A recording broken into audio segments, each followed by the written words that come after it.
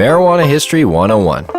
Or should I say extremely brief Marijuana History 101. It's big, complicated, and we'll only be able to scratch the surface. So let's get started. The first thing that strikes one as odd when looking at the history of marijuana, which is also known as cannabis, is how very much legal it once was.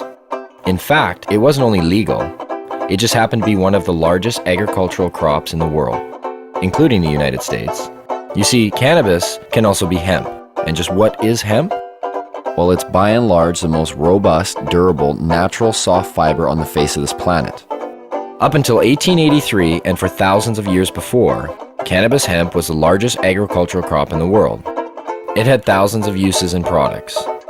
The majority of fabric, lighting oil, medicines, paper, and fiber came from hemp. The first marijuana law to exist in the United States was a law ordering farmers to grow hemp. Benjamin Franklin used it to start one of America's first paper mills. The first two copies of the Declaration of Independence were written on cannabis hemp paper. Up until the 1800s, most of the textiles in the United States were made with hemp. 50% of medicine marketed in the last half of the 19th century was made from cannabis. Even Queen Victoria used the resin extracts from cannabis to alleviate her menstrual cramps.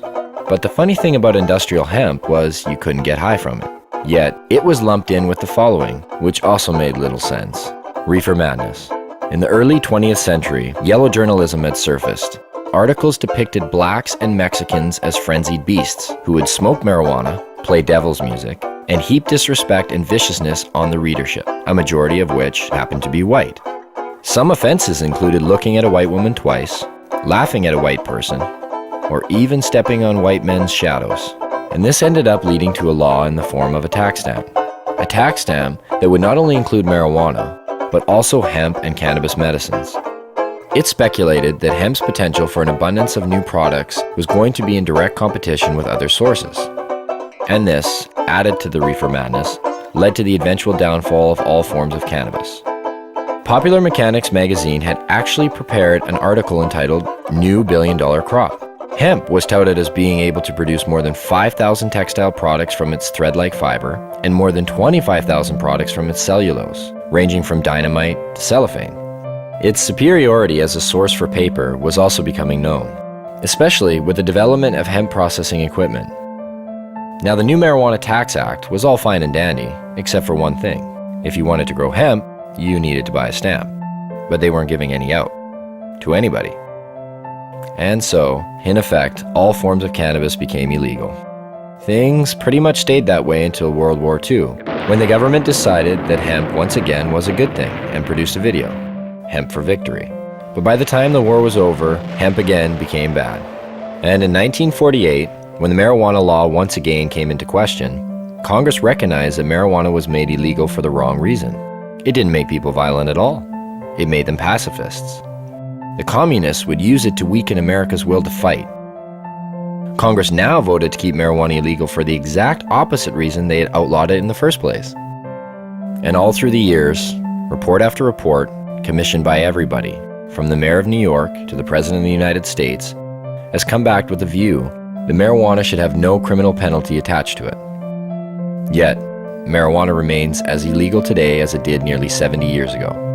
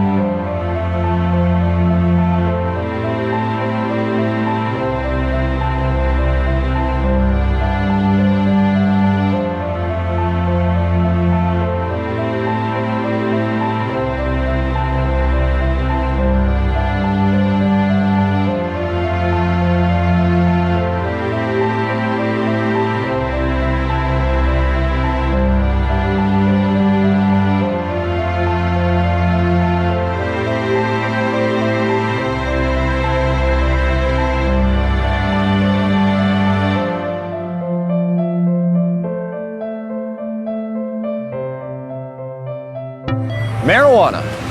It's become big business. A multi-billion-dollar business, both in Canada and the United States. But why has it become such a big business? Here in British Columbia alone, it's speculated that the illegal BC marijuana trade brings in upwards of $7 billion annually. And up to 85% of that product heads south to the United States. Having become an international issue, when do the lines blur? How does a massive underground market like this survive while remaining illegal?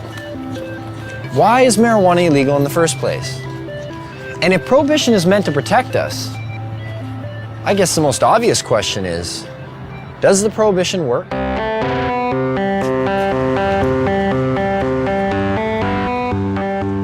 If prohibition worked, okay, if you could just wave a magic wand and say, this has gone away, I'd be all over it, you know. But the fact of the matter is that prohibition has never worked. You know, we've been here before. You remember the first prohibition, right? Which was? Prohibition of alcohol. No, I'm talking about the first prohibition. Thou shalt not partake of the fruit of the tree of knowledge. And who was the big cop? And how many people did he have to watch? 2. What are the goals of this prohibition?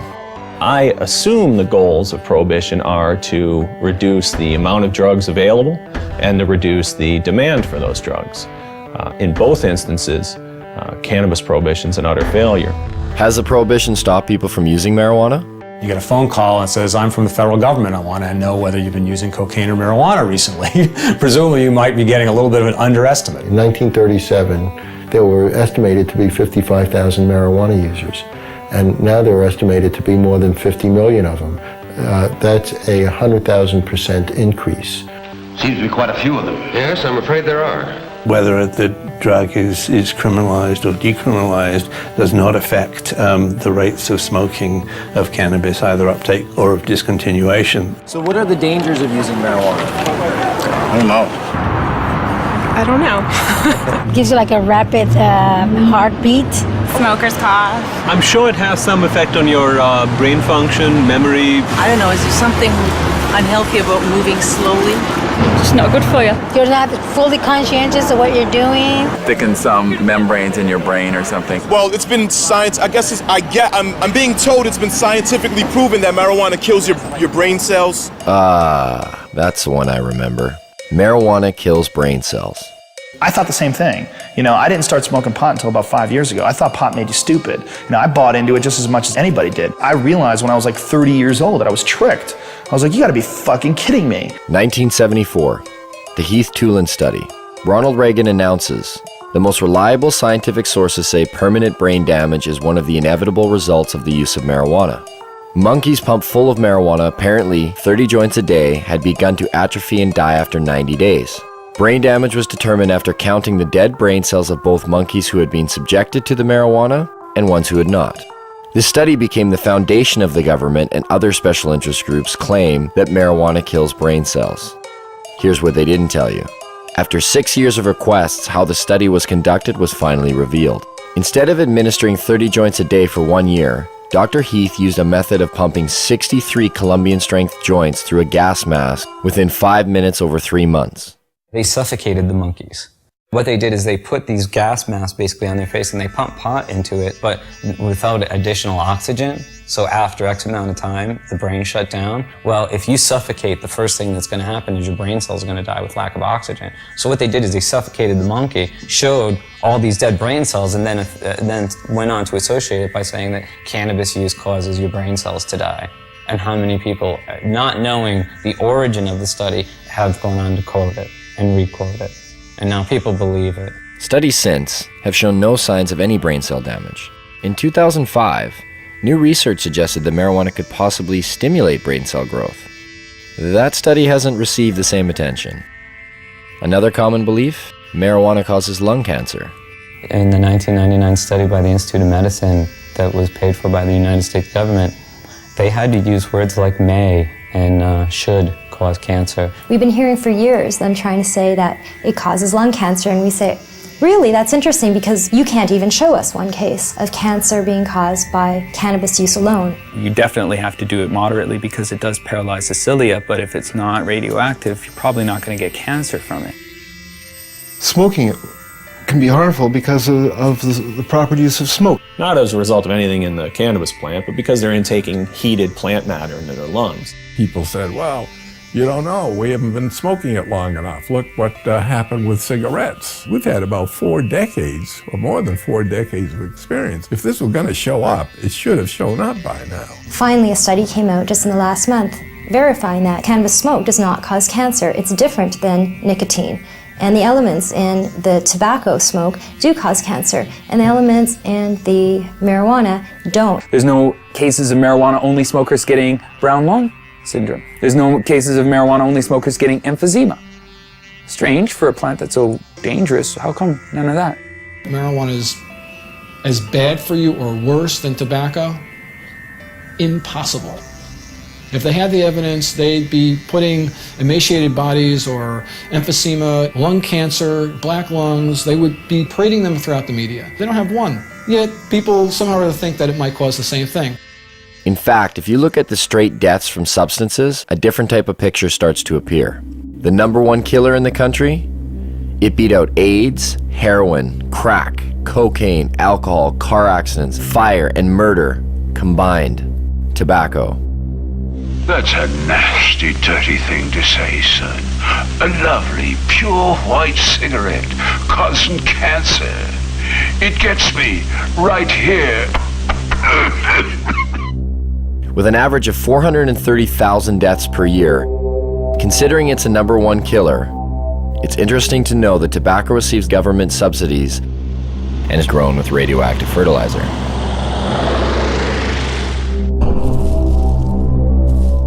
Now get out there and sell cigarettes! #2 on the list? If we don't include poor diet and physical inactivity, with well over 85,000 deaths a year, alcohol. As we look much further down the list, there are others that may surprise you. Caffeine comes in with 1 to 10,000 deaths a year. And some of our most popular pain relievers, non-steroidal anti-inflammatory drugs such as aspirin, still make an appearance with over 7,500 deaths annually. Where does marijuana lie in this? What kind of staggering number do we find? I don't know. 50,000? 250,000? 300,000? For marijuana, I'd probably say then 80,000. I would say it would be hundreds of billions. Get ready for it. Here it comes. There are no deaths from cannabis use anywhere. You can't find one. In 10,000 years of known use of marijuana, there's never been a single death attributed to marijuana. There's 400,000 deaths in America alone every year that are directly attributed to tobacco. I've heard that you have to smoke something like 15,000 joints in 20 minutes to get a toxic amount of delta-9 tetrahydrocannabinol. I challenge anybody to do that. And even in the animal studies where people have loaded the animals up with doses that would be hundreds of times what a human could possibly be exposed to, no, the animals don't die. The LD50 seems to be astronomical. I mean, you can die from ingesting too much aspirin. You can die from ingesting too much coffee. The drug warriors who say we have to protect society, save these people, are being just a little bit disingenuous. Not one university or medical facility has ever recorded a single death directly attributed to marijuana. But never mind that. There's other problems, other reasons to fear it. Take addiction, for example. There are more kids in addiction clinics for marijuana than any other substance. This must mean that marijuana is the most addictive substance today. It's undoubtedly true that there are more teenagers and kids in treatment for marijuana than all the other drugs combined. What the DEA never tells you is why that's true. A kid is caught possessing or smoking marijuana. He's taken to court. He's given a choice. Either you some horrible penalty, or you go to a treatment center. Obviously chooses to go to treatment, and goes to treatment there, he's considered an addict. But then the DEA gets to point to that stat and say, look at all these kids in treatment for marijuana. God, it must be because today's marijuana is not the marijuana that your parents were smoking. As far as I understand, only 3% of the people in treatment for marijuana are there voluntarily. The other 97% were told to by their guardian or told to by a judge. So you can choose between jail or treatment. And a lot of people choose treatment. It provides no basis for speaking about addiction.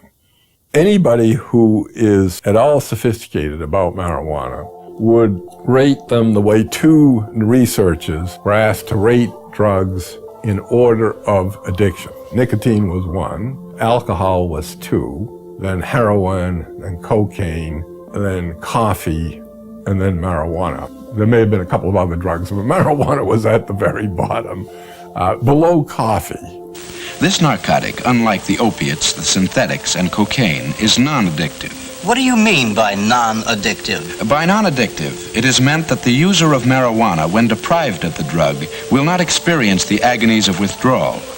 It is habituating, but its use can be discontinued. Then what is its danger? It's used as a scapegoat for covering up underlying problems in people, especially young people. Here I am, don't ignore me. If you use marijuana on a daily basis for a year or so, and you stop using it, you're going to notice some differences, but nothing like the kind of withdrawal people will experience in withdrawing from either tobacco or heroin. But why would the government and the DEA want to put a statistic like that out there? We'll learn more about that later. The gateway theory. Is marijuana a gateway drug? Yes, I think it is. Yeah, I don't exactly know why, but I know it is. It opens a doorway to other drugs. It makes you want to experience more. It makes you feel good. Yeah. People want to experience something else and, have I guess, more dreams. Its greatest danger lies in the fact that it is a stepping stone to the harder drugs, such as morphine and heroin. That's why there are people that want to legalize marijuana. They figure if they can get the young people of this country onto hard drugs, they can destroy your generation, or in this generation. You know, in the days of Harry Anslinger, it was called the stepping stone hypothesis. If you stepped on this stone, marijuana, you were bound and determined to go on to the next stone, which would be one of the so-called hard drugs. Every time it's been studied and looked at and so on, they have never ever found that there's certainly nothing in marijuana that makes you want to go to anything else. There is no inherent psychopharmacological property of the drug which pushes one toward another drug. I'll smoke a joint. I want a bag of chips and fucking junk food. I don't want to go out and get ripped. I drink alcohol. That's my drug of choice. It could be said I started on milk.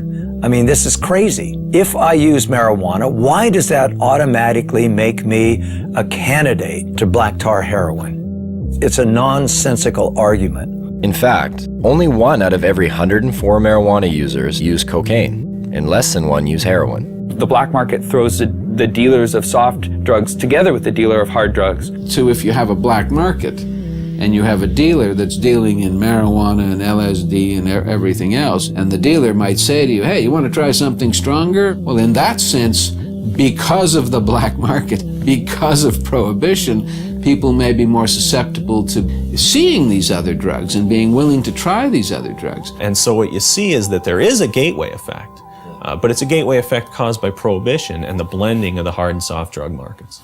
Where does this leave us? Oh, wait. What about laziness? You will be useless to society if you use marijuana. But if that's true, well, there are about 50 million people who smoke marijuana in America, and over half of the Canadian population who've tried it. And yet, both societies seem to flourish. And just look who some of these people are. Stephen Jobs developed Apple Computer smoking pot. Ted Turner developed CNN News smoking pot. Still smokes a joint every day.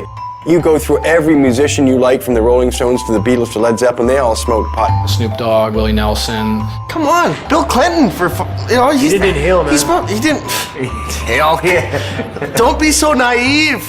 Virtually every presidential candidate has now copped to using marijuana at some time in his or her life. A few times in the Army, I tried marijuana. It was not a significant part of my life. I had a senior law enforcement official tell me that in his judgment, up to a quarter of the White House staff when they first came in had used drugs in the last 4 or 5 years. The people that have personality problems and the people that are going to be lazy and going to lose their job, they're going to lose their job anyway. They're not losing their job because of marijuana. That's just a lie. I love Tommy Chong. I think that a lot of the Cheech and Chong episodes that people believed, not knowing that Tommy wrote and directed the movies, thinking that, you know, that's what a stupid stoner looks like. No, actually, that's what a really brilliant creative genius looks like, acting like somebody you think's a stoner. And none of this is borne out in the research or when you look at people who are long-term users and happen to be lawyers, judges, doctors, and, you know, writers. But what about the potency of the drug? Marijuana is dangerous. There's higher THC levels than ever before. Anytime you got a bag of Colombian dope 20 years ago, it was way better than the Mexican swag that you normally got. So there's always been a range of THC in plants, and the fact that we can now grow stuff that's equivalent of what Colombian was 20 years, well, it doesn't mean that we're boosting THC to unheard of levels. It just means, you know, hi, there are some nuances in this discussion that people should be aware of. And I actually think that it's a real stroke of our own ego to think that for the 50 or so years of Prohibition that we've improved upon varieties that have been cultivated for drug use in places like India and such for thousands of years. People say, well, you can abuse marijuana. Well, shit, you can abuse cheeseburgers too. You know, you don't go around closing Burger King because you can abuse something. I can take a fucking fork and jam it in my eyeballs. That mean forks should be illegal? You know, I could jump off a bridge. Should we outlaw bridges? Let's nerf the world. But what about all the crime and violence associated with marijuana? From beat cop to police chief, I saw ample evidence of the harm caused by alcohol and the absence of evidence caused by marijuana use. And I mean the complete absence. I cannot recall a single case in which marijuana contributed to domestic violence, crimes of theft, and the like. You want to know what a weed smoker looks like? You're staring at one. You know, like, I'm a weed smoker. I'm not like crazy or, you know, I'm not stabbing you right now. Most of the violent crime that's committed, or most of the crime period that's committed or having to do with drugs, is people who are on drugs committing violent crimes. If you make it legal, if you make it cheaper, you make it more available, you're going to have more violence, more addiction, Tom, that is more not crime. true. Stop lying to us. Oh, now come on. Stop lying to us. That is not true. You know, don't tell me that. I've smoked pot, Tom.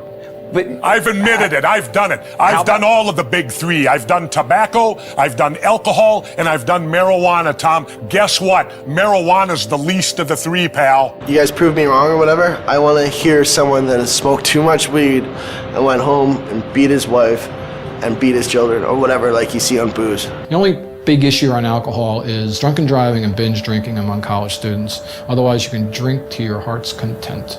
There are far more crimes committed under the influence of unadulterated, if you will, emotions.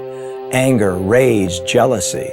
A lot of our understanding is driven by what's in the paper and on the television and the radio these days, and we get extremes, and the black and white thinking is reinforced, I think, by that. If only there was something to compare it to. Something that was prohibited at one time but is now regulated. So we could see what the difference might be. What could that be? What could that be? Under prohibition of alcohol, everything got worse. Everything. Alcohol prohibition really birthed and gave rise to massive organized criminal groups within the United States. It led to a general disregard for the law and a general disregard for police activity because it was a law that most people didn't obey. Would you have supported the prohibition of alcohol 75 years ago? Well, I'm glad you brought up the alcohol example. I mean, as a governor, you must have known firsthand the cost of alcohol. I hear this argument a lot of times, like alcohol. That isn't what I asked you, Tom. I asked you a specific question. Don't give me spin. I said, would you have supported the prohibition of alcohol 75 years ago? I don't think I would have. Why? Because alcohol, for better or worse, and a lot of times for worse, it's a close call, is a long entrenched and ingrained part of our culture and our society. I mean, you go back thousands of years, the first writing is about alcohol, the Bible, everything else. It's really hard to reach in Tom, wait and a pull minute. this out of society. Let me inject something then if you believe that God also made the marijuana I'm talking about society. I'm talking about our culture and our society. You just said the Bible. Alcohol poisoning went up by 600% during Prohibition. There were more speakeasies in large cities like New York City under Prohibition than there are taverns and liquor stores today. Sure, one can point to alcohol as being a continuing social problem, but we don't have people shooting each other over alcohol. When alcohol was prohibited, people lived at that time to know the difference between prohibition and non-prohibition. They could see that the prohibition of alcohol caused the emergence of gangsters in the underworld that took control of these substances. Alcohol then was no longer in their control. Could this be the same for marijuana? It strengthens organized crime, without a doubt, because you have to be a criminal to sell it. It's that simple. This brings crime into it. That's why the benefits and the ability to make money is so huge in it. Weapons were used to intimidate people, and we've seized approximately 50 weapons, sawed-off shotguns, and most of them are loaded. Where's all this competition we've heard so much about? Do you call these prices low? Marijuana is just a weed, and marijuana is worth more ounce for ounce than gold. You don't find legal commodities, at $200 an ounce. You don't even find them at $200 a pound. Heck, most things are $200 a ton for corn and grain and barley. That's why when you walk 10 pounds of marijuana across the border into the United States, it becomes worth 20 pounds. You create an artificially inflated value for that drug that is so huge that people decide it's worth murdering people in order to control this market. I think the Fraser Institute called cannabis prohibition a gift of revenue to organized crime. But what do growers and dealers think of this? Would you like to see the government in the future legalize marijuana here in BC? Stealing money from us? I know I wouldn't like to see it legalized. The government would control and regulate the product, and that could potentially hurt a lot of people in the industry. How can you compete with factories just have perfectly rolled out doobies? They'd perfect it, and we'd all be out of money. It makes for strange bedfellows. You've got the police and the high-level drug dealers both agreeing that we should maintain this prohibition. Well, when you got high-level drug dealers saying prohibition is good, you might want to scratch your head a little and think, well, shoot, why would they want to continue prohibition? I can't imagine why a grower who's making $150,000 or $300,000 a year would ever want to see marijuana legalized. I mean, the last thing a grower wants is sensible policy. The madness continues and they continue to get rich. You know, Betty, I'm going to bring this up at the business meeting tomorrow. You make the penalties stiffer?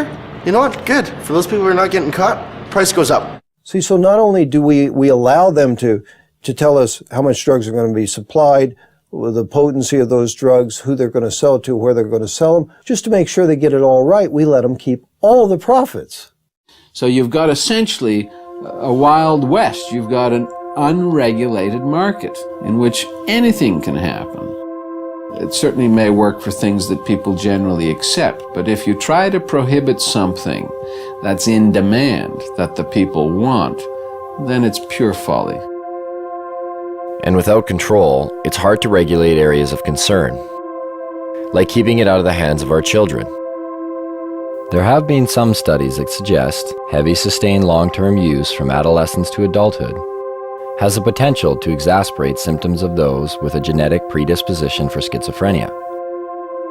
And although there is strong evidence that refutes this, it does lead one to question, could there be a better way of deterring children from using, rather than letting dealers decide what age is appropriate? For the last 10 years, our children across the United States have said that it's easier to buy illegal drugs than it is to buy beer and cigarettes.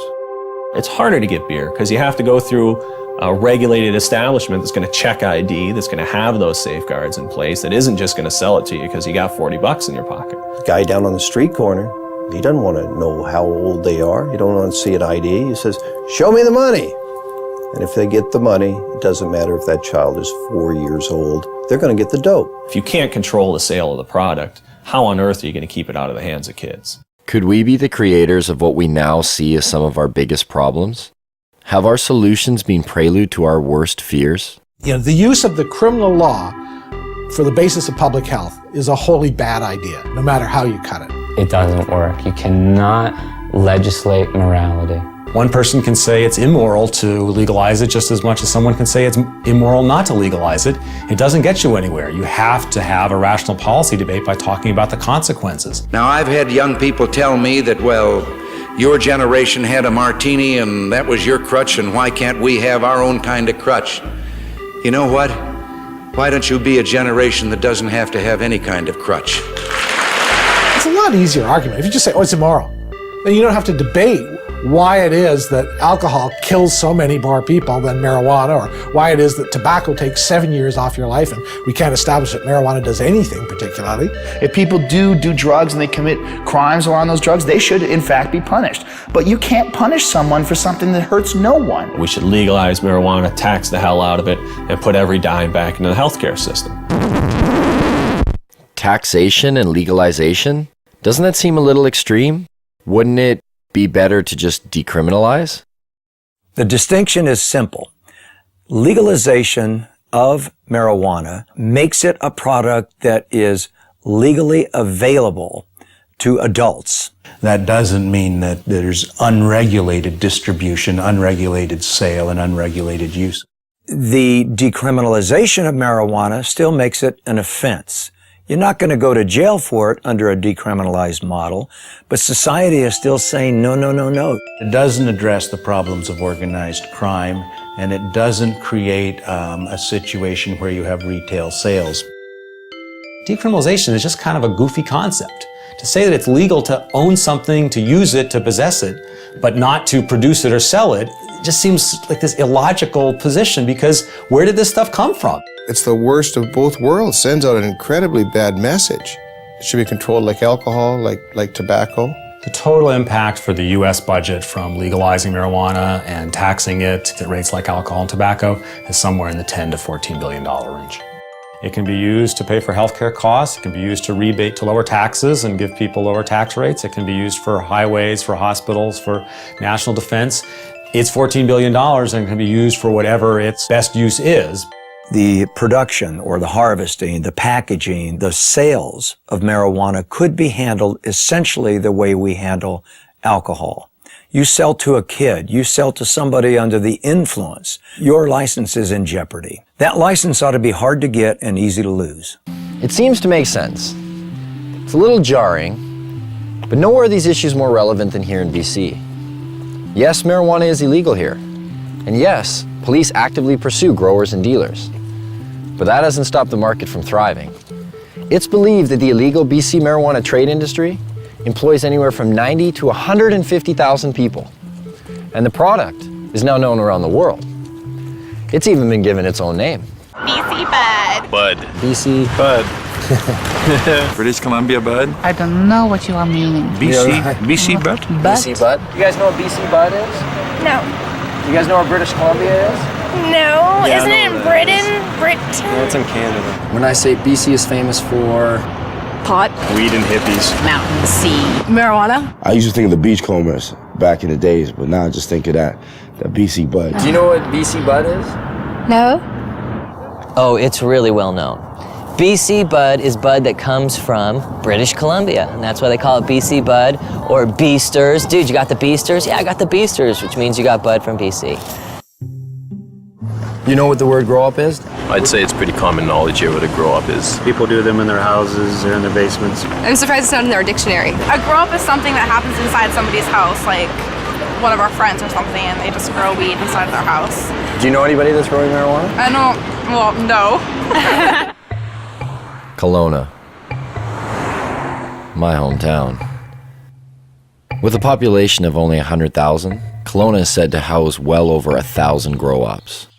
A police officer stated in the local paper, if they were to bust one grow-up every day for a year, they would still be nowhere near getting rid of them. And Kelowna is not alone. Where are they in BC? They're everywhere. They're in every single corner of the province. There is no community in the province that doesn't have grows and hasn't had an increase in grows. But the fact is that there's thousands and thousands and thousands of grow-ops all over British Columbia. And the most common thing you hear when they rate a grow-op is from the neighbors is, I had no idea they were growing pot on my street. You know, if you actually took my estimates seriously, that there were 17,000 grow-ops in British Columbia in the year 2000, if you took that seriously, you're looking at roughly 1 out of every 100 dwelling units in British Columbia. We need to have a sense of that. Not bad for a province with a population of only 4 million people. It's certainly changed a great deal from the 70s and 80s when it was an import-export business to the domestic production business of the 90s and beyond. That would make us Columbia North. We're talking a lot of production. The reality is that there's a huge range of people involved in the marijuana industry in British Columbia. It's not a hierarchy. People don't beat you up if you go into the marijuana industry. It ranges from people growing a few plants to members of motorcycle clubs and others possibly being involved in the business. Police at one time used to attend to every single call that came to their attention. Somebody would call and say, I think there's a grow. Police would do an investigation, do a full investigation. Well, that has dropped over 7 years to where it's only about half the time. But it seems to me that if we look around and talk to people who are living in the real world, one of the things we discover is that we don't understand it very well. And when we see these numbers like 1% of all dwelling units potentially are involved in marijuana grow-ops, it certainly ought to give our politicians perspective on what it is they're trying to do. So how does one find these grow-ops? For police, it involves the use of forward-looking infrared cameras that can detect the above-normal heat radiating from a grow-op, or the sniff test. But if all else fails, this, Grow Watch. Communities have become so flooded with grow-ops in BC that some neighborhoods have started their own watch programs. This one, set up by the Chilliwack RCMP, even has an education package with phases: training, neighborhood cooperation, certification. Once certified, you are able to hang this sign which shows that you are a neighborhood that does not approve of marijuana grow operations. There are questions provided to citizens in order to aid them in identifying a grow-op. Questions like, do the residents keep to themselves? Was the sound of construction heard coming from the basement soon after occupants took over the residence? Is there condensation visible on the windows? Is the yard unkept? The education package does state that a positive response to one or some of these questions does not necessarily indicate that the residents are involved in criminal activity. Maybe that's a good thing. But why is it that grow-ops are popping up in virtually every neighborhood of BC? How much money can actually be made by simply growing some plants in your basement? And what do these grow-ops look like anyway?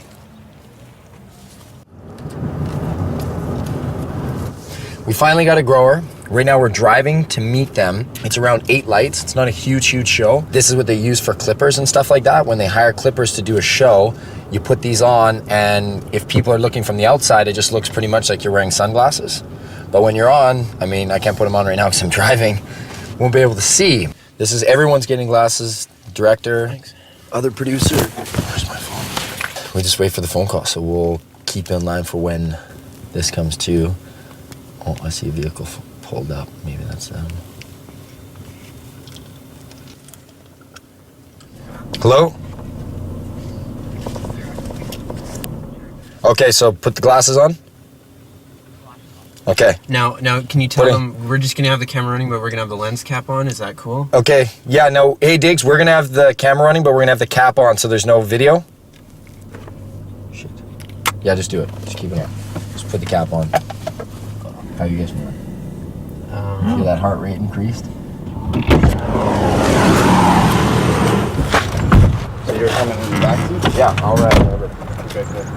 You want the camera? Yeah. Cool. You're not feeling motion sickness? Oh yeah, now I'm feeling sick. You know, we're just gonna hold people's arms and kind of guide them inside. Yeah. That's what I was saying, so I don't fall on my face here.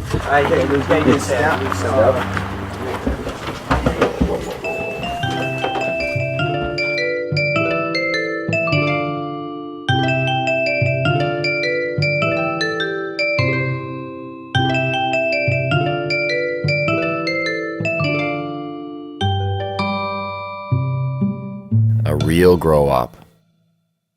The grower admitted that this wasn't the biggest of grow-ops. In fact, it was probably on the small end of the scale in terms of size. But I really didn't care. There are just so many things to see.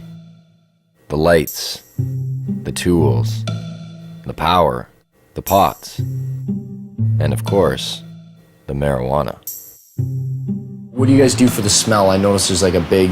Well, we got this carbon filter here or whatever, and it just kind of filters the air in there, and then it's goes underneath the house, and we have it so it goes into like a dog shed. So like I'm in the beginning stages and I'm learning. Over here, there's also another room in there. So you have a total of, is it 8 lights? 8 lights, yeah, they go on 12 hours. This one runs 12 hours in the daytime, this one comes on 8 at night. Did you say like the majority of the guys you know are just growing to earn some extra money? Yeah, it's like they have normal jobs and you know, they're normal 9 to 5 type of guys. The grower told me he cropped out about every 2 months, and every crop was worth about $20,000. That's $120,000 a year. Even though this was a small grow-op, the numbers didn't seem small at all. If those kind of numbers are coming out of a setup of 8 lights, what kind of numbers are coming out of the big ones? And where do you find them? Well, it would seem just about everywhere. Barges, semi-trucks. Whether it was for the mobility of it, or whether it was an attempt to disguise the smell of burning marijuana, of growing marijuana, in any event, it's unusual for that reason. Even in train cars? Yes, it seems as though even our beloved caboose cannot escape grow-op fever. When we read that 20 train cars were buried underground to grow marijuana, busted or not, we had to see this. So we set out. But not before asking our sound man if we could use his SUV, and coaxing him with a little free gas. Where we were going, we would need it. We're in the boondocks, way up here. You wouldn't want to go over that puppy. This is what they brought up diesel fuel to power the generators in. With how much they were growing and how much the generators needed, I mean, that's a full truckload there. And finally, after a few hours on the highway and climbing up the side of a mountain, we get there. We had to go into 4 low just to get up here. And you can see I'm dressed right. I'm in jeans and frickin' sneakers. Fuck. My feet are cold. There's no neighbors. Like, look to the right. There's nobody there. Nobody here, nobody there. I mean, I imagine they're probably laid this way. They've been obviously following you, like where you're getting your diesel, where you're getting the tanks, where you buy 10 train carts, where you buy 150 lights. These are diesel pumps, and it looks like there's still diesel leaking in these things here. This is how you got down there. Just want to make sure it's okay to go down here. I feel like I'm going into a cave. All right, watch your feet there. Not as cold under here. About 8 train carts down that way, I'm guessing. So I can't even see to the end, and then 2 deep. Each one is 2 deep. Down here, 2 deep. Down the next one, 2 deep. 3, 4, there's numbers on the wall. And then what they did is they cut them to make doorways, and that's how you have your hallways going into each one. There are water reservoirs here. And you see 1, 2, 3, you're like, okay, that's quite a bit. But then there's this one, and that one, and another one at the end. Look at these things. Like, no wonder the cops just left it. Moving this shit would be a pain in the ass. Yeah, these train carts. I see why they bought them. They got a deal. They're like all rusted in the bottom. We could start growing here tomorrow. There's still dirt and fertilizer ready to go. Oh, here, who wants a little leftover plant there? Look at this. Just look at all this wiring right here. You can see the cops have come, severed everything.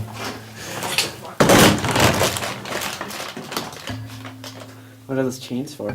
Chains are where they were hanging the lights. The reason why they use the chains, because then they can adjust the height. You know what? Actually, you want to get me to run all the way down to see how far away I am? So I'm going to go to the end here and just show you how deep this is, and this was all filled with plants. Whoa, I'm at the end. Now I can hardly see over there, it's just like lights to me. This is how far away, like to give you an idea just how big this is. Oh, it's a trek just to get back to where you guys are. And you're gonna see a lot of repetition because here it goes again. Bang, all the way down. When it said in the paper 20, it's gotta be 10 long and 2 deep each one, because then you get your 20 carts. Man, I wish we could have seen that while it was still rolling. That is crazy. You wouldn't know there's a law here. Check this out.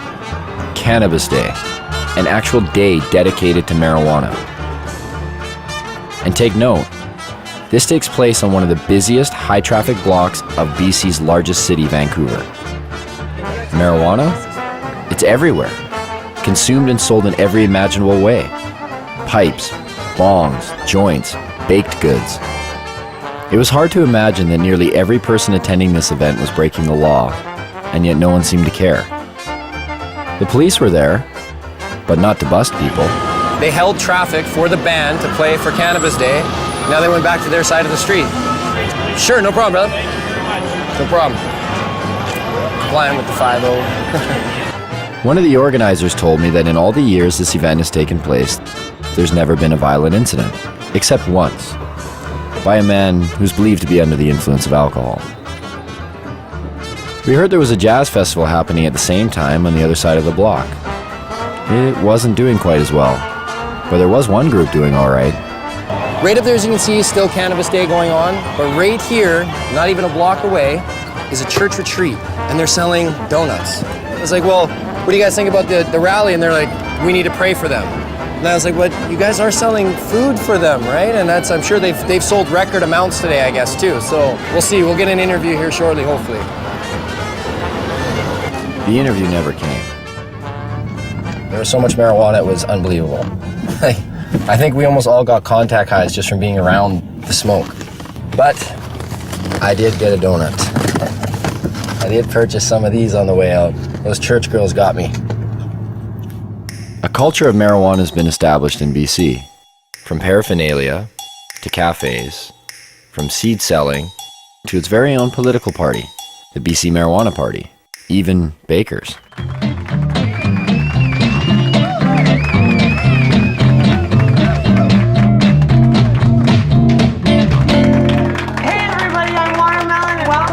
Vaudeville cooking show, Baked and Baking, where we're gonna revolutionize the cooking show and we're gonna let you guys in on the action. Meet Watermelon Girl. She's made a name for herself as BC's only drug dealing, nudist, comic, pinup, baker. Did I get all that in? She was arrested for selling her cookies down on Wreck Beach. A nude beach. Is this for real?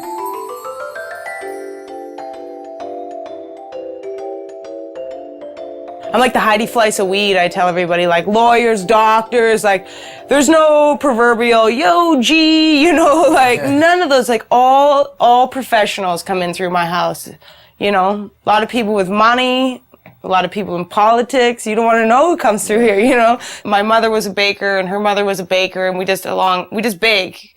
So I made these pot cookies and I started selling them. It's hard to ignore such a large demand. So if you got arrested one time on Rock Beach, right? Yeah, I've been arrested more than once. Allegedly trafficking ginger snap cookies. Allegedly trafficking ginger snap cookies. So I'm assuming not regular ginger snap cookies, right? The one with right. Snap crackle pot. But even the judge is like, uh-huh. You know what I mean? Like he's seen violent crime after violent crime, and then along comes the cookie girl. Cops are supposed to come and remove undesirables from communities, and I clearly was not an undesirable person in my community. Like, somebody else needs cookies. Actually, I just got picked up by the National Speakers Bureau, so I actually go on speaking tour to universities and talk to kids about marijuana. Oh, really? Yeah, it's like the most genius. I'm like, you want me to talk about marijuana? We're like, okay. And they pay me to do it. Lock up your kids. This is a heinous crime. So at some point, one might ask oneself, how does an industry of this size function while remaining illegal? Where does the money flow? Who's profiting off of it? Is there really $7 billion floating around the province unaccounted for? Maybe people are feeling the effects and they don't even know it. Turns out there seems to be a system. Some have even given this system a name. Well, a lot of people here in town and stuff consider it a union, right? Union? Yeah, union, and you know, it's like a different, it's a different term for pretty much industry. It's this underground thing where there's so many different tradesmen and different people all working together. You have to work together with people that you trust because it's illegal to do what people are doing here. So this is how the so-called union breaks down. And of course, there are many exceptions to this, but this is the typical setup. First, you have a home or landowner. He doesn't take on much responsibility. He is simply the legitimate owner of where the grow operation will take place. All he has to do is pick up a briefcase every 3 months and pay off his mortgage. His hands are clean because he can claim ignorance if the grow operation is busted. Oh, I'm sorry, officer. I didn't know they were growing marijuana there.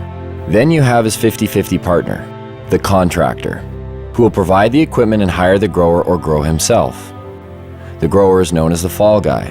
Why the name? Because that's exactly what he is. If the operation is busted, he takes the fall. Once the crop is matured, clippers are then hired. They prep the weed for distribution by cutting away the excess leaves and stems. What a lot of people don't understand is a part of the marijuana plant that people smoke is the bud, which in essence is the plant's flower. It's not the leaves. Clippers are generally hired on an hourly wage starting around $20. Tax-free, of course. Once the marijuana is ready, in steps a weed broker. He's not always required, but sometimes the partner with the equipment needs a broker to buy his product and then sell it for him. In the event that a broker is required, it usually means the weed is headed south to the United States. In that case, the broker will buy the pot for somewhere between $1,800 and $2,000 a pound. He'll then hire a border jumper, a risk taker, someone who has the balls and hopefully the wits to get the product over the border. Some of the most common ways?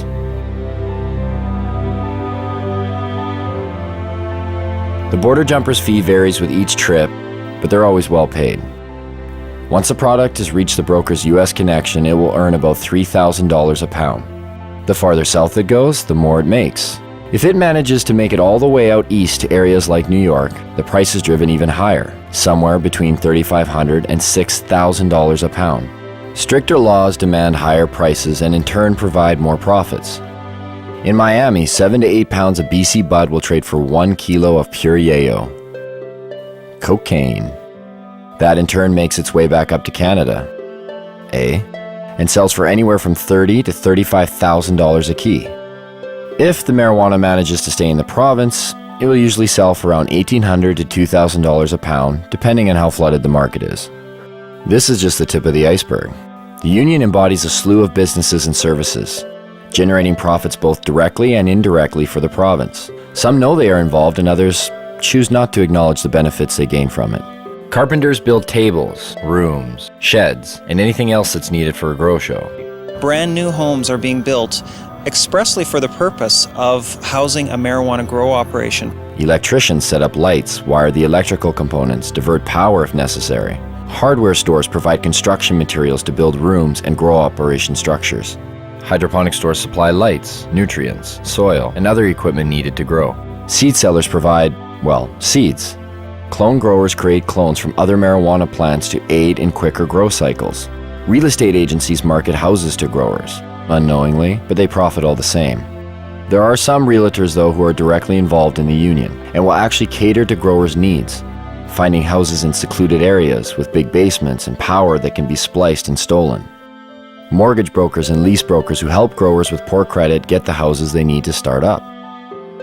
Banks who have minimal security to prevent illegal money from being deposited. The way it works now is deposits over $3,000 are sometimes questioned but are left up to the teller to decide whether the deposit is suspicious. If they believe it is, they may put a note on the account. It isn't until a $10,000 deposit that a mandatory FCAC form is filled out and sent away. But it is possible for $9,999 deposits to go through with little question. Oh, you sold some motorbikes. Cool. Oh, you sold your boat. Neat. Thanks for the business. You get the point. Lawyers and law firms who provide counseling on how to make grow money legit. They help set up and incorporate LTD companies and holding companies to launder money. They also provide legal counsel to keep busted growers out of jail. the electric company who makes money off of enlarged electric bills due to excess lights. The only time they seem to get involved is when they think someone is stealing the power. Law enforcement receives budgets to fight the cultivation. They create special task forces like the Green Team to specifically target marijuana. Canadians spend $300 to $500 million annually on law enforcement and the justice system to enforce marijuana laws. Police also receive the benefits of seizing growers' and dealers' assets. And last, but definitely not least, everyday businesses. Bars, restaurants, clothing stores, boat dealerships, car dealerships. The money funneled indirectly through various everyday businesses. Growers and dealers like to spend money on everything. These growers, after they crop out, it's like they won the lottery. You can tell the ones who are selling it. The more they sell, the more bling bling they have on them. Do you think they just hold it themselves and tuck it away somewhere? No, they buy houses, they buy cars, they buy boats. They'll purchase restaurants, they'll purchase, whatever they're into. Maybe that's why we got busted. We got too carried away. You can tell yourself you're not going to let it go to your head, but I said the same thing. But when the money comes in so easy, you get accustomed to that lifestyle, and before you know it, you become a steamer, you become a hot rod. And that's what it comes down to. Yes, organized crime moves a majority of the product once it's available on the market. But there aren't a lot of bikers out there watering plants. It's mom and pop operations, it's young guys who see opportunity. It's not easy to make that type of money doing anything, especially if you've been going to school for, the past 4 years and you see this random other guy, watering plants in his basement coming out of it with an extreme amount of money. Interesting, you have your degree. Yeah. And then you're in the... Yeah, I made the choice to put that aside and start growing weed. I could be making $33 an hour, which is a great wage, but really, why would I want to do that when I have the knowledge to make in a whole year in 2 months? What have we learned so far? Well, one, the prohibition hasn't reduced the demand, and it certainly hasn't reduced the supply. Two, it's a steady source of revenue for organized crime, which in turn attracts young people because the money is so easy. And three, being an underground market actually creates crime and violence. And yet, the only one paying the costs for all of this are the taxpayers, people like you and me. Even further, this whole deal is over a drug that seems to pose no more of a threat than the substances we already regulate. At the very least, why isn't this up for debate? Dwight Eisenhower once spoke of a military-industrial complex. Have we built up a marijuana prohibition complex? The real war on marijuana didn't start until 1972. And President Nixon said, it's all the Jews smoking pot. And he really said that. When Nixon got into this with his war on drugs, he had things that he wanted to do. He had an agenda. A lot of the information that was kept and warehoused in the Library of Congress and also at major universities was actually recalled and destroyed. The Nixon report that came out through his administration was called the Schaefer Report. It was by a Republican governor, and when he studied it and gave an answer, you can pick this report up, pick up any page, open it, and if you actually have experience with cannabis, you'll realize they're telling the truth. And then when it came back saying that marijuana was essentially harmless, he totally ignored it, so we're going to launch a war on drugs anyways. Didn't even print as many copies that Congress and the House would have been able to see. 1970, beginning of the war on drugs. 76 New Jersey troopers became detectives. I was one of them. They designated 1/3 of us as undercover. I happened to fall in that 1/3. That's where I spent the next 14 years of my life. What we were targeted on was the pot smokers. There was a very good reason we were targeted on pot smokers. Most of them were protesting against the Vietnam War. Now, if you could arrest that whole group of people because they were smoking pot, you didn't have to have a Vietnam War protest, which Mr. Nixon thought was a pretty good idea. So when President Nixon declared the civil war that we're living in right now, the drug war, in 1972, it was really a war on marijuana. It really didn't kick in until the 80s when Reagan, took over his presidency of the U.S. Ronald Reagan, he said, these young people, they get together, they read books, they smoke marijuana, and they talk. Like these three elements were a recipe for disaster. How do I feel about legalizing marijuana? Am I for it or against it? I am totally against legalizing marijuana. And make no mistake, I mean, the U.S. government, the focus of their war on drugs is cannabis. The focus of their rhetoric is cannabis. It's certainly used as a poster child for all drugs. When you see an ad for drugs, it's always the marijuana leaf that goes up. It's almost like a religious jihad, more powerful than going for the gusto. Causes people to think. When people think, they question. They question things like, say, the war in Vietnam, or race separation of blacks and whites like they did in the 30s in the jazz clubs, or women's rights, or the Gulf War, or oil wars. It's real simple. You put your loafers on, you put your black socks on, you get in your car, you have your briefcase, you say hi to your neighbors, he mows his lawn just like you do, and things keep moving along in the same direction they always have been. That's why marijuana laws exist.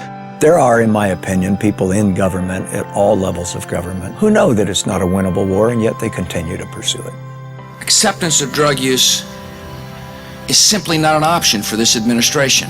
Often we go to debates and it's the police officer debating us. Okay, the police are supposed to enforce the laws. They should not be arguing for or against laws. That's not their job. Well, what is their job?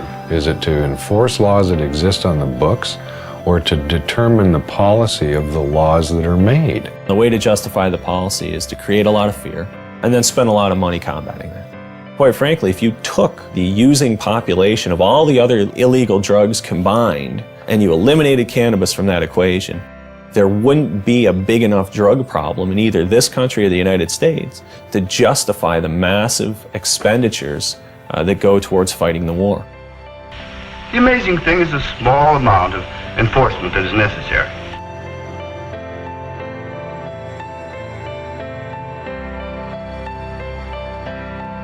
$400 million is spent annually in Canada arresting and prosecuting marijuana crimes.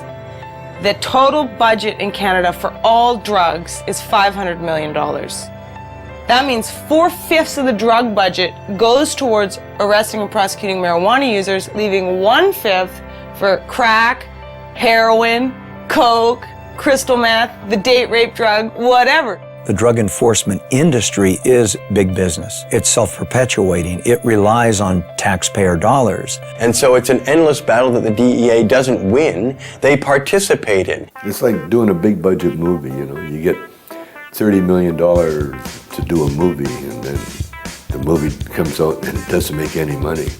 But someone made $30 million. Every once in a while they'll show a guy, you know, posing beside a big bunch of marijuana, you know, this is the DEA money at work. It'd be like asking loggers about saving trees, you know what I mean? This is where their mainstay of their cash flow comes from. The campaign will continue until every available known plot of marijuana has been eradicated. We've got to live with it, doing the best job we can. Even if it's a bad job? We're all carrying a pretty impossible load, Miss Gibson. There are many, many police officers, however, who believe that it ought to be legalized, regulated, and controlled. They see the hypocrisy between our existing laws relating to alcohol and marijuana in their day-to-day life, shift after shift after shift, and they get it. But they don't want to lose their jobs. They don't want to lose that promotion to sergeant or the assignment to detectives. They want to be a chief someday, and they don't want to piss off the people in power. Judges, lawyers, prosecutors, defense lawyers, prison guards, there's all of those people in the criminal justice industry. Are their interests being protected? Well, in a sense, yes, they are.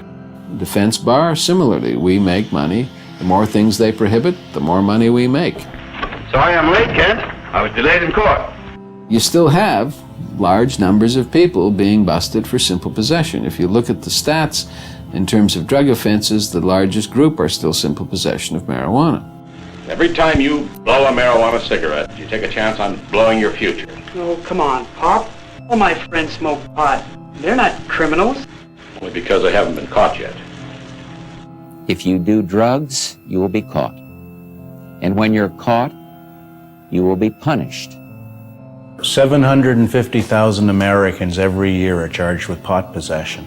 That's nearly 1 million people, and whether you go to jail or not, your life is in serious trouble. And that number of annual arrests for marijuana now rivals the number of arrests for murder, rape, robbery, and aggravated assault combined. You will never get over a conviction. A conviction will track you every day for the rest of your life. For instance, do you remember that guy that used to smoke but didn't inhale? Former President Bill Clinton. This is not a big issue with me. I never even had a drink of whiskey till I was 22. Now, if Mr. Clinton handed me that marijuana cigarette when he was standing in a circle with us, it wouldn't matter whether he inhaled or not. He would have become a dope dealer, wouldn't he? Just like all those other people that went to jail. Never to be an attorney, much less the President of the United States. But the marijuana laws protect us. They make our lives safer. They send us the correct moral message. That's how 19 out of 21 nations have gone down the drain before us. Internal decay. The breakdown of moral, ethical, and religious principles. If you've been caught, a young person in the U.S., with so much as one marijuana cigarette, you can't get a loan or grant from the government to go to college. If you've been convicted of murdering somebody or raping someone, no problem. You go right down, they'll give you the loan. I guess the message is it's okay to rape and murder and pillage, just don't smoke a joint afterwards. First thing that John Ashcroft did after 9/11, sent out a strike force to take down the LA Cannabis Buyers Co-op. That really helped national security a great deal. And what else helps national security? Taking down top criminal targets. In 2003, the US government put aside money to do just that. $25 million for the head of Osama bin Laden, $15 million each for the whereabouts of Uday and Qusay Hussein, Saddam's sons, and a $12 million budget to go after one of the most dangerous men of all, this man. Can you tell us what exactly you were charged with? I was charged with conspiring to sell paraphernalia. Operation Pipe Dreams was a brainstorm of Attorney General John Ashcroft. The internet has been illegally utilized to sell these illegal products and to facilitate large illegal businesses operating in the open. A sting operation that busted people for selling paraphernalia to a particular county in Pennsylvania where they were willing to prosecute. Because there's two states, Pennsylvania, Iowa. Void were prohibited. Well, it was prohibited to send it to Pennsylvania and Iowa. A man like yourself that is, an established actor, comedian, you're not a criminal. Like, why do you think they targeted you? Well, because our movies were #1 rentals in America. What our movies did was really show the hypocrisy of the pot laws. In fact, when I went to jail, they had it in the transcript that our movies have influenced children for 30 years and will continue to do so forever. Therefore, I should go to jail. You got to remember, they were going into Iraq, and they needed some diversion as far as headlines go. And they equated the billion-dollar paraphernalia business with aiding terrorists.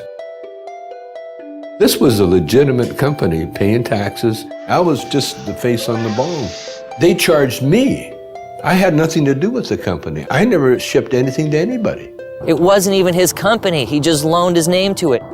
51 people were arrested under Operation Pipe Dreams. Only one person, Tommy Chong, went to jail. But if I didn't plead, they threatened my son and my wife.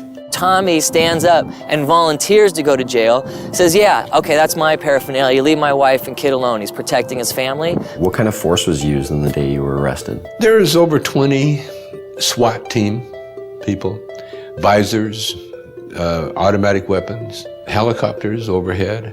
They had news trucks, Fox news trucks outside. They had the media on the ready. It was a photo op for everybody. They asked, do I have any drugs? And I said, yeah, I got pot, and they wanted to know where it was, so I told them. They said, well, it's not really a drug bust. I said, well, then what are you doing in my house, Then they said, it's about bongs. We're bringing down all the bong companies in America. And with Tommy safely behind bars for 9 months, the United States drug war reset its sights, this time across borders. In downtown Vancouver, just outside the US consulate, a bunch of people had gotten together and were having a rally for this guy named Mark Emery. He had evidently been selling seeds, marijuana seeds, to the wrong people. Let me tell you, the DEA wants me because I am very good at what I do. Well, obviously, I'm the most dangerous man alive. Like, really. Like, no wonder I'm facing life imprisonment without parole for something that no one's ever gone to jail for here in Canada. No one's ever gone to jail for seeds, not even for a day. Mark and 2 of his employees are facing life in prison in the United States. Not Canada, the United States, for selling marijuana seeds over the internet. Vancouver police came in here with a warrant for an extradition, but we were taken then to North Fraser Correctional Center. Correctional Center of the year 2002. Beautiful facility. Mark Emery has gotten in the face of the United States. The U.S. sees Mark Emery as a major political threat to its anti-cannabis agenda. In a press release from Karen Tandy, head of the DEA, she said that this is not only the end of marijuana trafficking, but it's a blow to the marijuana legalization movement. I gave just under $4 million away over 11 years to Supreme Court challenges, ballot initiatives, political parties, drug addiction clinics. Well, if you're the DEA, who the hell do you think you're going to go after first and foremost and as viciously as you can do it? I think they even admitted it themselves when on the day of the raid, the DEA announced, he's a legalizer. We're shutting down one of the biggest legalizers. The legalization movement won't have a pot of money to draw from. Ha ha ha ha. Mark Emery has never gone to America and sold a seed. He does it all from here by mail order. And it's akin to Canadians ordering, a machine gun from somewhere in America. It's against the law, and if we receive it here in Canada, they come and arrest us for receiving the machine gun. They don't go to America and say to Colt, "Hi, we're arresting you because you sent a machine gun to someone in Canada." No one's been sentenced to any time in jail in the history of Canada in 35 years. We've had this law. 2 people, me and Ian Hunter in Victoria, were fined. There's all sorts of seed businesses still open. Mark's the only one out of about 50 retail cannabis seed businesses in Canada that's been charged. Mark has been paying the Canadian federal government taxes on income he has made from selling seeds. The government relied on the existence of these internet seed sellers so that patients who had qualified for medical marijuana exemptions, who were bugging them for seed, were being directed to these internet seeds, and Mark Emery specifically in some cases is the place to get their seed. It puts Canada and our government in a very difficult position because they've either got to hand over a Canadian citizen to a foreign government for activities that were entirely done in Canada, for which our own government, our own police are not willing to charge him. If the Canadian authorities who rubber stamp this shit think that what I've done is so bad, then charge me. I should be tried by a jury of my peers. I'm not about to be tried by my peers at all. I'm about to be tried by foreigners. At 420, a time synonymous with smoking marijuana, everyone lit up. And for those who didn't have marijuana to light up, again the police were close by, and again they didn't seem to care. One officer mentioned she was bothered by the smell of the smoke. It was kind of confusing. How could we be sending Mark Emery to prison for life in the United States if even our own police aren't finding it worth their while to bust people smoking it right in front of them? That's not the only thing that's confusing.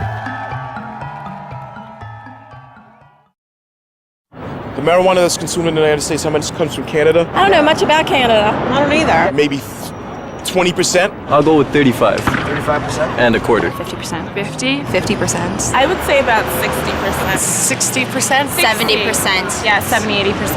At least 80% of it. Whew. I don't think it's all that much. Most of it is here.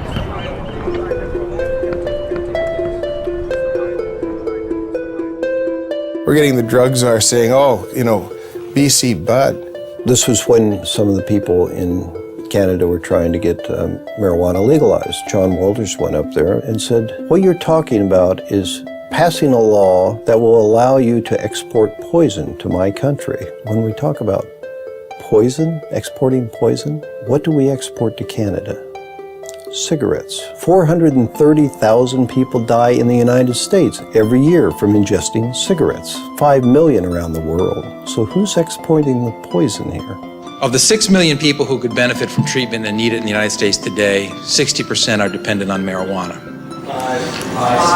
Lies. They invited me, I'm sorry. I wasn't sure who invited him and why he came here yet again. He's been here before. He needs to shake his head. So how about him shutting down the cocaine that's coming across the border? How about him shutting down the guns? Sometimes you feel like you've stepped into Alice in Wonderland. You've gone through the looking glass. In fact, more Colombians die from U.S. tobacco than Americans die from Colombian coca products. So what's the drug war really about? Because if you don't want American tobacco in your country, America will go to war in a trade sense with your country. You have Canada engage in cannabis policy reform and taxing and regulating cannabis, and all the scare stories haven't come true. You have an awfully hard time sustaining your own domestic policies. What do you think would happen between Canada and the US if Canada were to legalize marijuana? There's been rumors that, they're like, we'll shut down the border. I don't think so. I've heard that too, but then my question is, would you want LA, in the dark and thirsty? If you do that, then we're not going to ship oil, we're not going to ship water, we're not going to ship electricity. It's not going to happen. We're too important to each other. The softwood lumber people going to stop doing business? Are the fishing guys going to stop doing business? Are the people who manufacture stuff back and forth across the border going to stop doing business because pot's legal here? Business interests aren't going to sit still for losing millions of dollars a day because of border wait times simply because Canada takes a different domestic social policy on cannabis. Yes, business interests. Sometimes they just seem to pop up. And every so often in the most unlikely of places. We have seen an explosion in prison construction that lags only slightly behind the explosion in incarceration. There are more people in jail in America now than ever before. In the United States, it's one of the fastest growing industries. Some major investment companies at one time described private prisons as one of the best investments you could make. So you can make more money building prisons than any other type of investment. They're extraordinarily expensive to build. They're even far more expensive to operate and maintain. Right now in the United States of America, the biggest growth industry is the privatized prison complex. Japan, for instance, incarcerates at 38 people per 100,000 population. The United States incarcerates at a rate of 726 people per 100,000 population. In a 20-year period, the prison population in the United States quadrupled. We have just shy of 5% of the world's population and almost 25% of its prisoners. Even South Africa at its worst didn't have as many prisoners per capita as America has now. Texas just built 77 prisons in about the last 20 years. We find state treasuries on the verge of bankruptcy as a result of prison construction.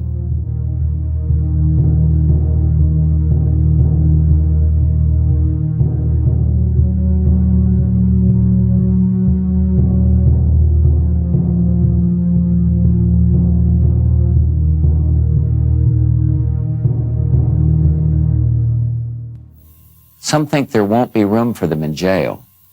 We'll make room. We're almost doubling prison space. Some think there aren't enough prosecutors. We'll hire them, with the largest increase in federal prosecutors in history. In the late 80s, there were about 5 privately run prisons in the United States. By 2005, that number had reached over 260. As soon as you've accumulated a certain amount of capital from building prisons, you can start investing that in ensuring job security, ensuring there'll always be more prisoners around to require more prisons. We have private prisons? What the fuck is that? How did that happen? How can you profit over people going to jail? That's scary. That's a bad, bad sign. Our society is in deep, deep, deep trouble if nobody's looking into that. Correctional guard unions have become powerful lobbying groups, pushing for longer sentences on less serious crimes. California's has become one of the most powerful in the state. The California Department of Corrections budget rose from $923 million in 1985 to $5.7 billion in 2004. Between 1977 and 1999, overall local and state spending on corrections across the country grew 946%, almost 2.5 times the rate in which spending on education increased. And prisons aren't the only thing money is being spent on. There are millions of drug tests per year. There's money to be made on that. It's huge. It started off with people saying, we really need to test people in dangerous occupations. Things like police officers should be tested, pilots in airplanes. Then somebody said, well, our athletes, we should probably test them for drugs too. Then somebody came along and said, well, it's not just the professional athletes. How about the athletes in colleges and high schools? They need to be tested too. Then they thought a little harder and they said, well, suppose we just test everybody that goes out for an extracurricular activity. That should be constitutional because they don't have to do that, you know. So now if you want to join the chess club at school or the French club, you got to pee in a bottle. Now they're pushing to make laws to test all children in school. All the studies show this doesn't have anything to do with whether kids use drugs or not. So it looks to me like this has a lot more to do with the money that's being made for drug testing. Can you imagine how much money will be involved if we can randomly test every child in school? A lot of these places that have been urine testing have refused to continue to do it because the only thing that these urine tests are finding is marijuana. The other drugs that people take dissipate from their systems fast enough to not be found. If they smoke a marijuana cigarette, 28 days later, if they pee in a bottle, they're going to show that they've had a drug. But if they use a hard drug, heroin, cocaine, methamphetamine, in a long weekend, nobody can tell that they've used that drug. So what does that say to our young people? It says if you don't want to get caught, don't use the soft drugs, use the hard drugs. It's not just urine anymore, it's hair and saliva. They'll do blood testing. There's industry there. This is money. They're not doing it for free.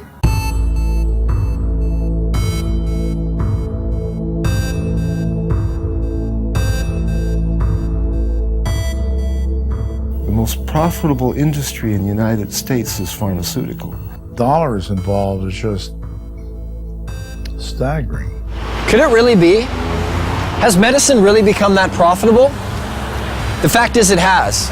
In 2005, U.S. prescription drug sales rose 5.4% to $251 billion, and global pharmaceutical sales rose 7% to $602 billion. Now, why would pharmaceuticals be threatened by a plant? The answer may be as simple as one word: natural. Because a significant amount of research to date has confirmed or suggested that marijuana in its natural state is still the most effective form. Can you imagine a world where you or I wouldn't have to pay for certain medicines?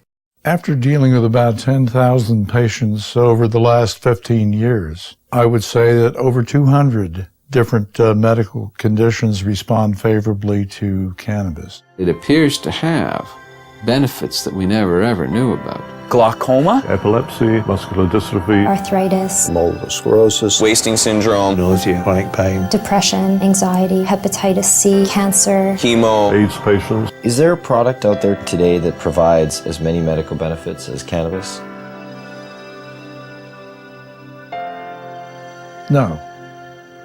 It remains an unutilized major resource. The way to riches in the pharmaceutical industry is to have a drug which can be patented. Cannabis is problematic right from the start because it's a multi-molecule drug. In 1930, it wasn't possible to patent plants.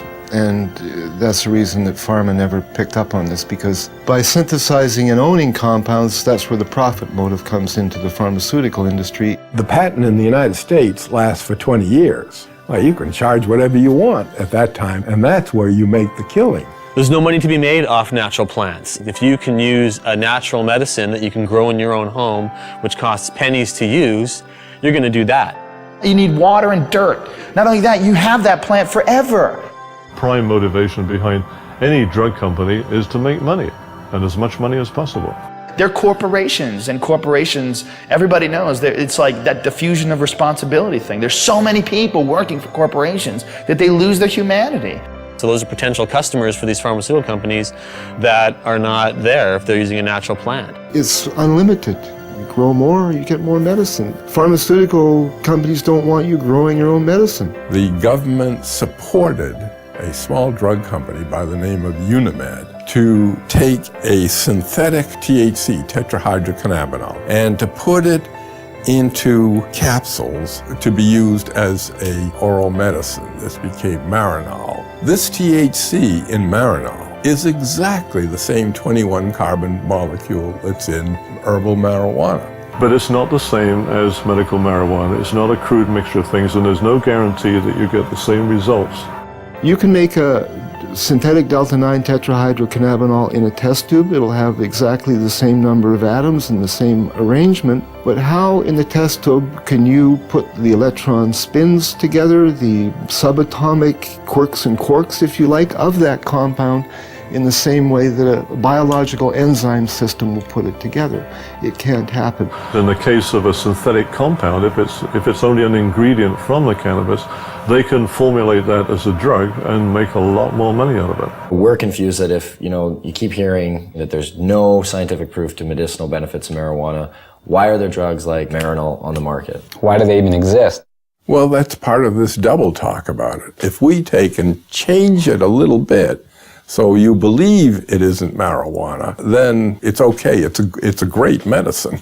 They're trying to make marijuana into medicine because it is medicine. Why did the government actually grow marijuana? I mean, the government has had marijuana programs that existed since the 70s. It's impossible for me to believe that the government even believes their own propaganda. What I do believe is this, that you can fool some of the people some of the time, and they're doing an excellent job of that. And for all the claims of these drugs being a more viable medicine because there's no high, we check some of the side effects. For Marinol, dizziness, feelings of exaggerated happiness, drowsiness. Last time I checked, those were signs of getting high. If it is indeed side effects of marijuana that are preventing the pharmaceutical world from accepting marijuana as a viable medicine, then they better start paying more attention to the products they've been marketing for years. Every year, prescription medicines kill over 100,000 people. The pharmaceutical industry has been excellent at convincing the public that they need their potions. If you watch any kind of commercial for drugs, they're always using the third person. For example, where does a headache come from? It comes from out there somewhere. Don't sell the steak, sell the sizzle. How many people in this country alone are addicted to antidepressants? How many people who are on antidepressants really have imbalances, and how many of them just got off of a bad relationship and they're depressed? It seems to be acceptable to give people something as long as you're wearing a white smock or you've given them a legal prescription. Doesn't matter how deadly the particular drug might be in terms of side effects. What we call modern medicine is actually alternative medicine because it's highly experimental, it's often dangerous, often toxic, and it kills a lot of people. To me, it's crazy. There's a lot of stuff out there that'll affect you in different ways. Look at aspirin, heroin, both invented by Bayer. I thought heroin came from opium seeds. And Just natural effect of opium, you keep making it more and more concentrated. No, you have to add certain chemicals to it and tweak it a certain way. It doesn't just come from opium itself. What was heroin made for? As a cure for morphine addiction and coughs. Heroin, the sedative for coughs. Pseudoephedrine. That's the main ingredient in methamphetamine, is to cure the cough, the cold. To get a cold, oh, I think I'll do some meth. When you look at it from a large perspective, like, what's weed? Even Francis Young, the DEA's own judge, who took medical testimony for over 2 weeks, made this statement. Marijuana, in its natural form, is one of the safest, therapeutically active substances known to man. Yet, despite this, and the ever-mounting number of real-world patient success stories, cannabis remains listed as a Schedule I narcotic. Under that category, marijuana is classified as having no known medical value.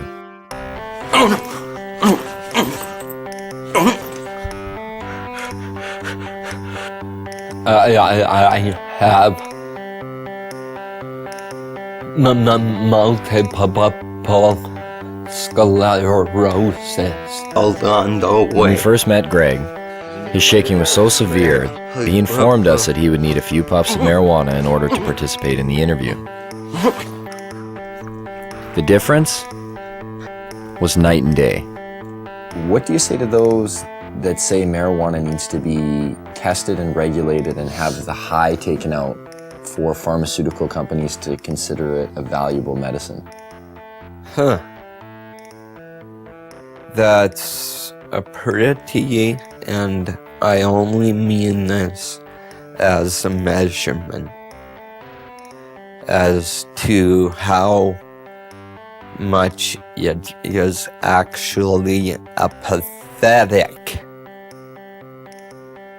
thing to say.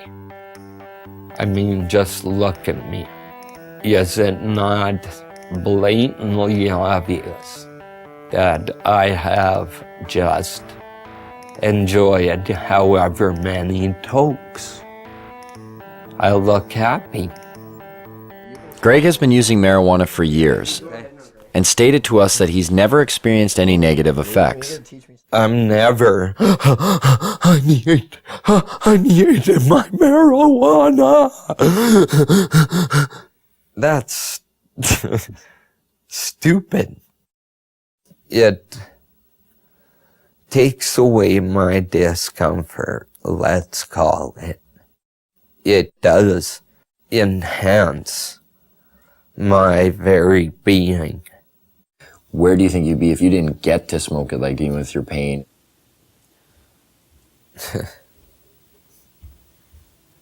I would have found a way. How does the training and education of medical doctors today work against the acceptance of prescribing marijuana as medicine? Well, it works against them because they're brought right from the beginning, right into the fold of the pharmaceutical industry. We're reading journals, they're reading these advertisements, or they're reading papers on drugs that were financed by the drug companies, or they're being seduced by the companies. Fancy dinners, a trip for a weekend. Would you like to have 18 rounds of golf? And some of them get outright money from the drug companies. I've met doctors who said when they first came out of medical school, they didn't know what to do. It was really overwhelming. They had live patients in front of them who needed help. They were very happy to have representatives tell them what medicines would be best for their patients. So doctors have a bias toward the products of pharmaceutical industries. They do not readily accept the idea that a simple plant or herb may be useful. I don't know if they think it's hocus pocus. I just think they don't feel that there's the kind of testing that they're used to. And that's the problem we have. What I try to impress upon these people is we're trying to put the science into it, and yet some people are very resistant to even attempts to do that. More of the funding is coming directly or indirectly from the drug companies, and these people obviously, for obvious reasons, are determining the agendas. Now think of the lobbying potential behind the most profitable industry in the United States. Think of the power. And do they get their way?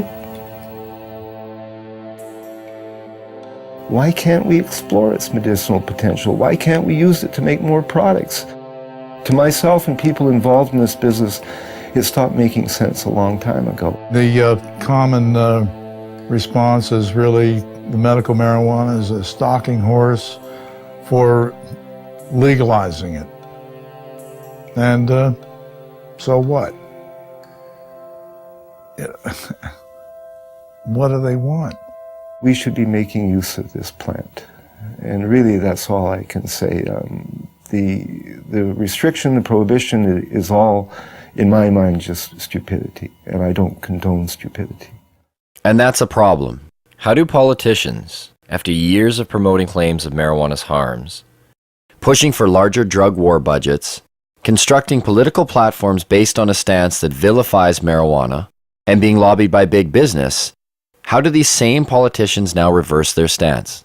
What politician can come before their constituents today and say marijuana should be decriminalized when yesterday they said it was evil and dangerous?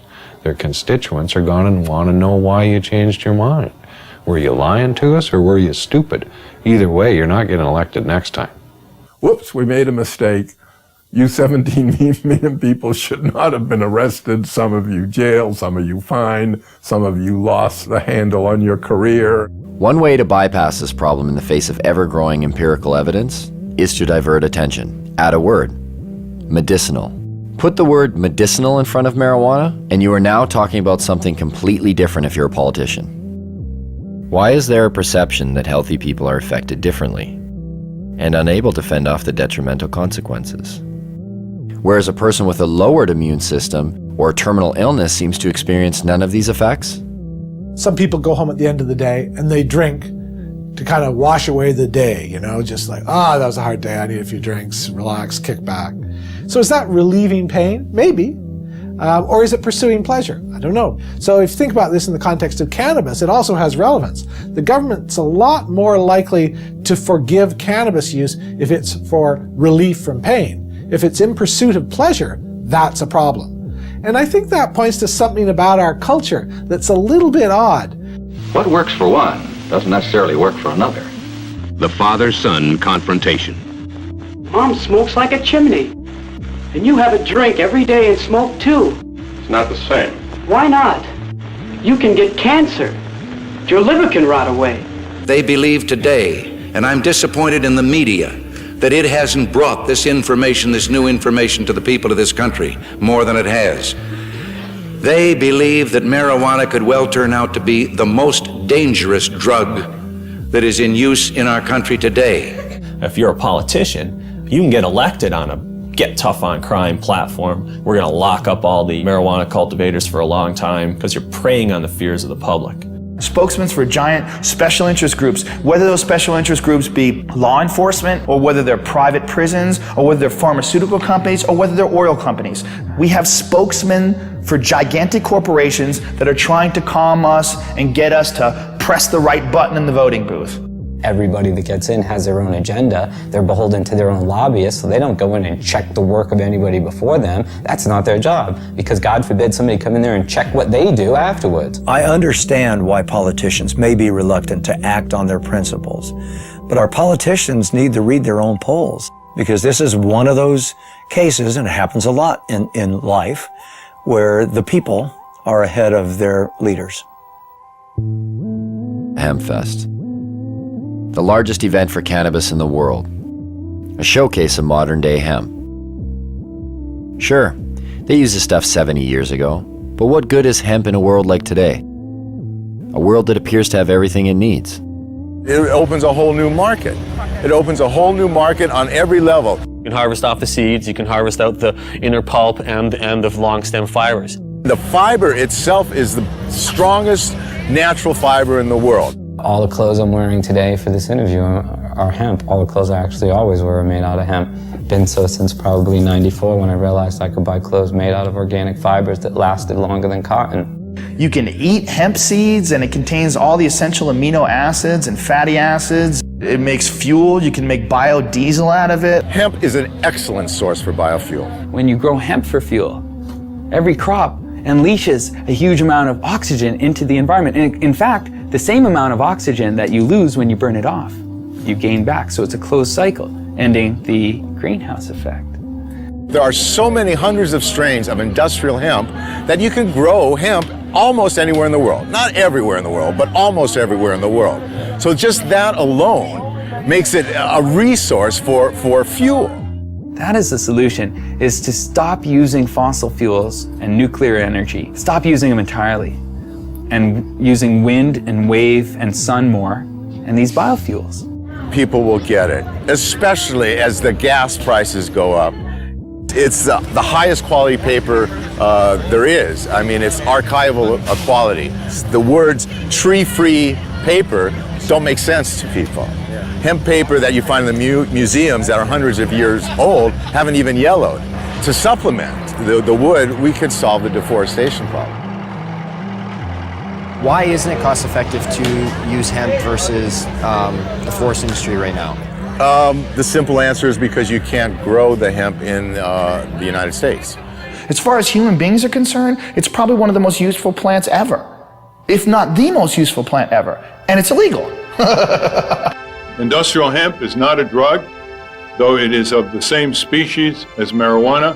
It is a completely different variety of plant, similar to comparing a Chihuahua with a St. Bernard. You can't get high from industrial hemp, but you can get high from marijuana. This is the only industrialized country in the world that doesn't grow industrial hemp.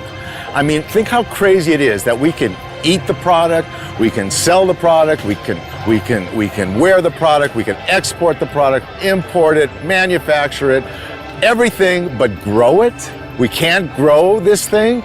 It's criminal. And there you have it. After 2 years of research, our quest for answers has only left us with more questions. And the only thing that really seems to make sense is that none of it makes any sense. It's a weird thing that you do when you make nature against the law.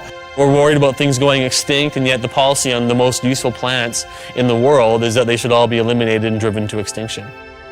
Absolutely, they should still be concerned about youngsters using.